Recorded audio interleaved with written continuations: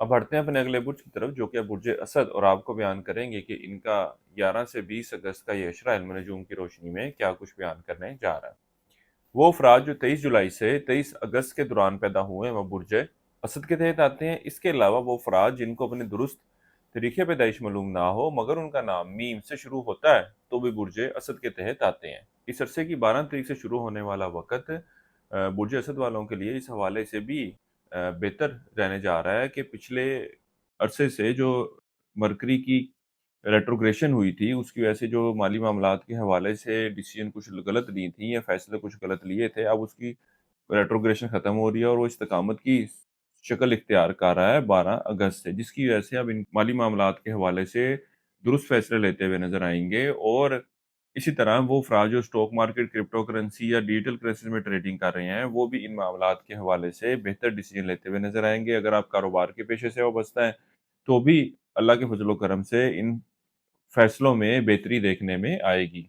वो बुर्ज असद वाले अफ़राद जो बैरून मुल्क जाने के ख्वाहिशमंद हैं, इस अशरे का ये वक़्त इनके लिए कोई मस्बत सूरत-ए-हाल की निशानदेही नहीं कर रहा। ज़ुहल जो है वो इनके 9वें घर में यानी कि बैरून मुल्क सफ़र करने वाले घर में रेट्रोग्रेशन की हालत में मौजूद है। तो इस अशरे के दौरान अगर ये लोग अप्लाई करते भी हैं, या तो इनको किसी नुकसान का सामना करना पड़ेगा, किसी को पैसे वग़ैरह दे दिए या वीज़ा वग़ैरह के लिए अप्लाई कर दिया तो इनके पैसे ज़ाया होते हुए नज़र आएँगे। इसके अलावा अगर ये बैरून मुल्क चले भी गए, तो बहुत लंबा स्टे ये ना कर पाएँगे, इनको वापस आना पड़ेगा।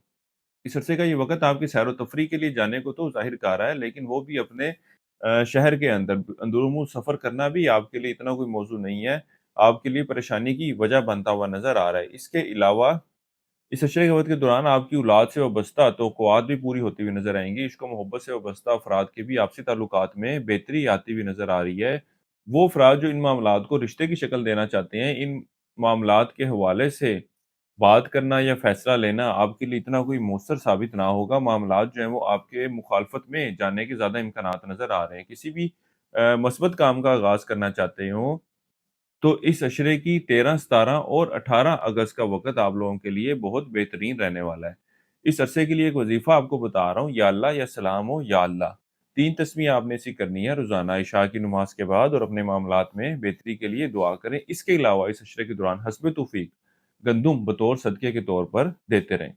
हमारे इस चैनल को सब्सक्राइब करना मत भूलिएगा, और अगर हमें अभी तक टिकटॉक पर आपने फ़ॉलो नहीं किया, तो हमारे टिकटॉक अकाउंट को भी फ़ॉलो करें, ताकि चैनल पर आने वाली तमाम वीडियोज़ आप लोगों को मिलती रहा करें। इस अरसे के वक़्त के दौरान आपको घरेलू मामलात के हवाले से कोई भी अहम फ़ैसला लेने के बारे में ठंडे दिमाग से सोचने की ज़रूरत है। अगर 2 से 3 मर्तबा उस बारे में सोचा जाए, तो ये आपके लिए उतना ज़्यादा बेहतर रहेगा। इसके अलावा उम्र बड़े लोगों के साथ भी गुफ्तगू के दौरान आप लोगों को एहतियात बरतने की ज़रूरत है। इनके साथ भी कुछ सख्त अल्फाज इस्तेमाल करते हुए नज़र आते हैं।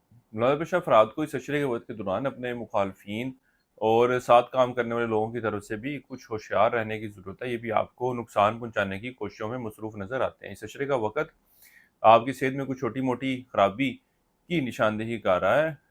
ओवरऑल इस अशरे के वक़्त के दौरान किसी बड़ी बीमारी का शिकार होते हुए नज़र नहीं आते। अल्लाह के फज़ल व करम से बेहतर और अच्छी सेहत से वास्ता रहेगा। इस अशरे के वक़्त के दौरान तालिब इल्मों की तवज्जो तालीम की तरफ कुछ मरकूज़ नज़र नहीं आती, दूसरी एक्टिविटीज़ की तरफ ज़्यादा तवज्जो देते नज़र आ रहे हैं, और तालीमी मैदान में कोई बड़ी और कोई अच्छी कामयाबी इनको मिलती हुई नज़र भी नहीं आ रही। बुर्ज असद वालों के लिए अब तक इतना ही। अल्लाह हाफ़िज़।